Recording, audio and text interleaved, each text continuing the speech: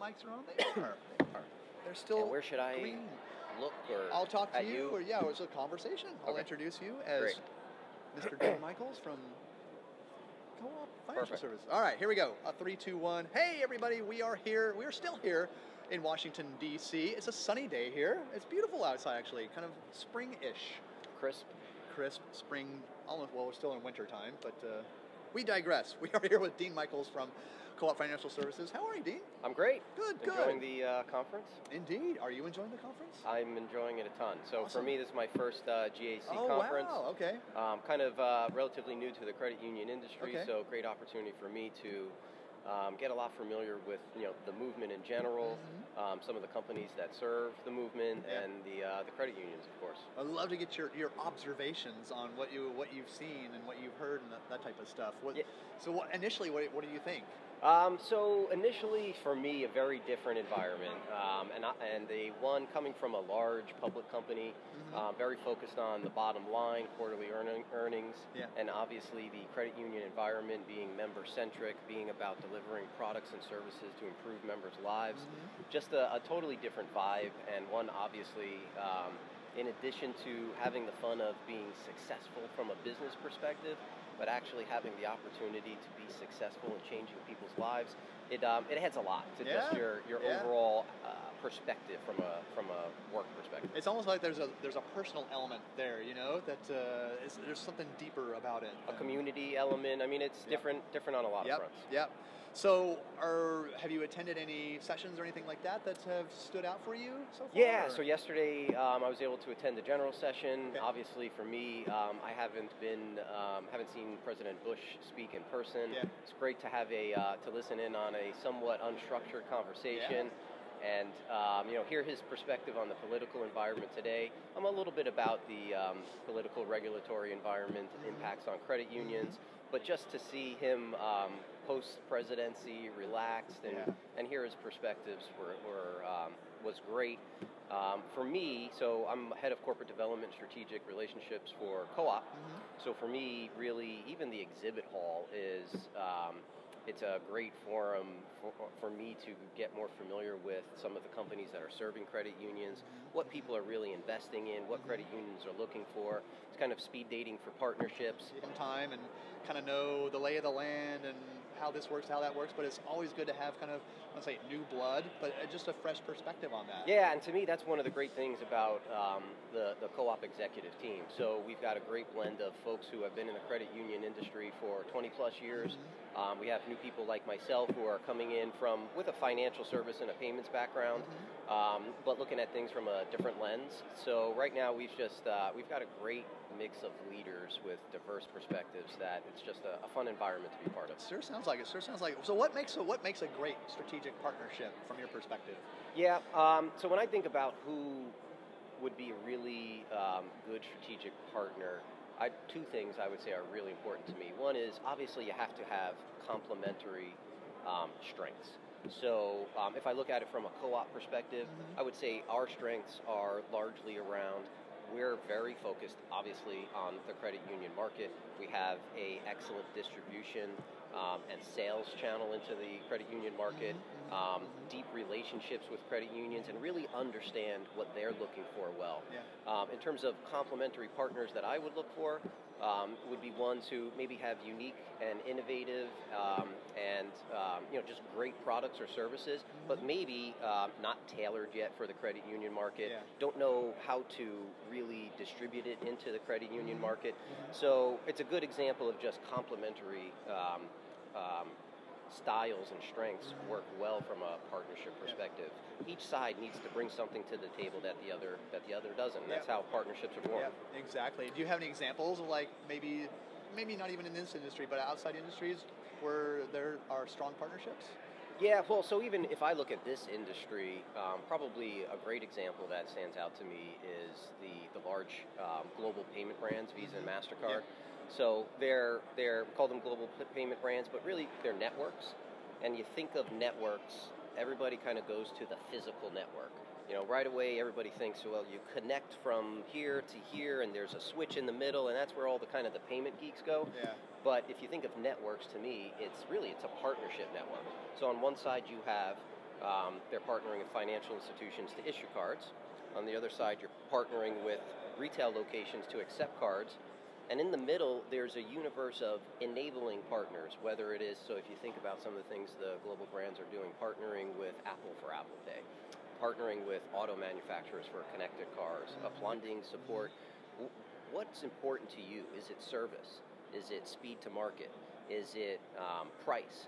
Because you know what, different partners are going to focus on different things.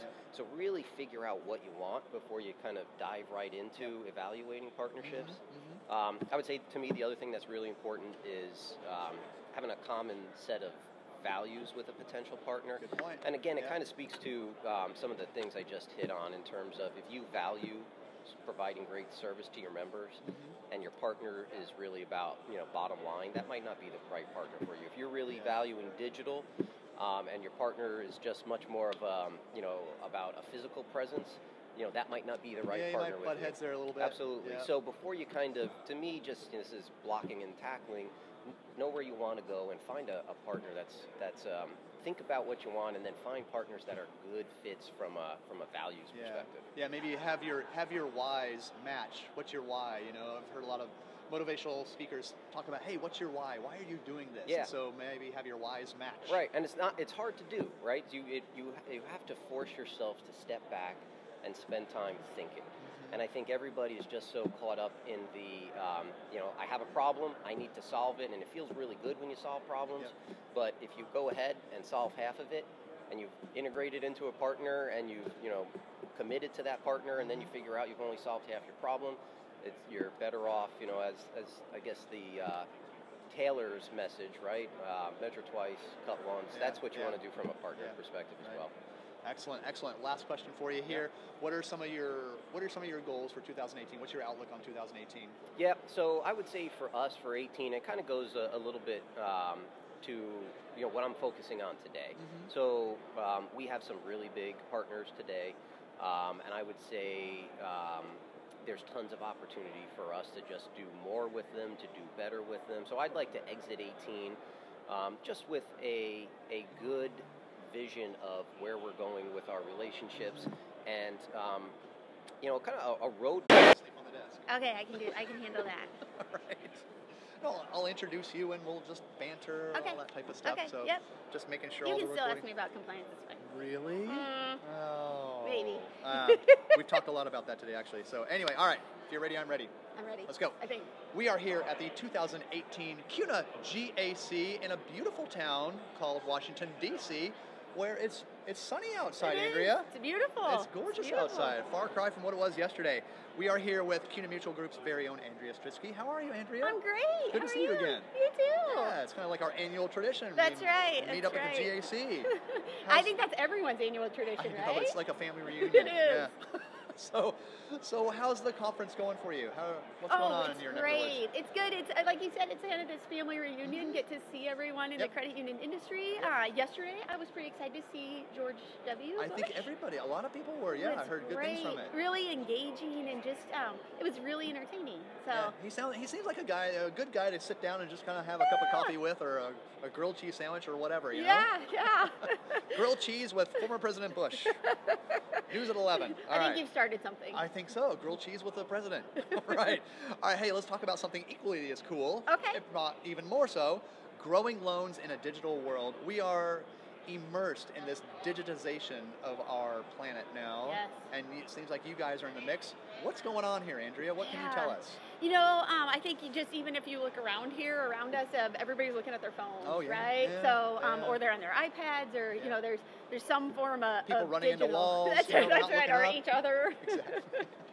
So, what we've realized is credit unions have a lot of data, and we're looking at how do we use that to help them optimize that data into either growing loans or growing their membership. There's a couple different initiatives we have at CUNA Mutual. You've probably heard about Advantage Analytics. Yes, so I have. That's our data engine, right? Yeah, we're talking to Tim later. Yeah, so that'll be great. I think they'll offer a lot, but that's really our data engine. But I have one of the tools over in my group of products that uses that data to then help credit unions grow loans. So we're looking at just what's important about that data and how can we use it to be more predictive when we're looking at what is the next thing a member might want in their financial life. How do you help a credit union wrap their head around this? Because it's this. It's a little tricky because there's all this legal and compliance stuff around it, right? We thought we weren't going to get to compliance today, compliance, but Andrea. I can always get us there. All right, your wheelhouse. That's right. There is this piece of the compliance and the legality of how can you use that data, when can you use it, when can you share it, and so we try to help credit unions navigate through that in a way that then, again, gets that right offer to the right member at the right time. It can be confusing. Oh, yeah. And so I think last year we were talking about, okay, you need to digitize. So this year it's, you better be digitizing or else you're going to get left in the dust. You know, the digital dust, so to speak. So. Yes, and find ways, you know, again, I think to your point of, there's so much data, and I think the thing credit unions struggle with is where do we begin?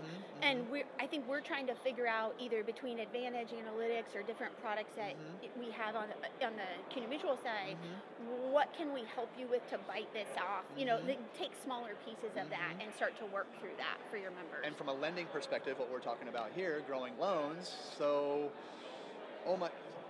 lending has been off the charts the last few years, especially auto, mortgage, maybe the same, you know, but anyway, so how do you get a credit union to go, hey, you know what, our loan, we're doing fine, you know, we're doing all right, you know, we're setting records, all that type of stuff. How do you get them to take that digital leap and go, hey, you can do even better from a digital perspective in growing your loans? How is that? I mean, might be kind of a left field question, but I think get in the mindset of a credit union who's doing really well. You know, some credit unions, I think that maybe it helps them too to inject new ideas into their marketing and different ways to do things. I think one of the things we found is you can't just market to a member in isolation of, so, you know, we might know that that's the right offer to the right member at the right time, but how you then deliver it is key, right? So are we delivering it through direct mail with an email follow-up and then outbound calling? I mean, what's that best combination of things that you do to make sure that you're getting your members to the financial place they want to be? That kind of is probably like the conduit. It probably like connects everything, you know? So I got it. The light bulb goes on, Andrea. Thank you for that.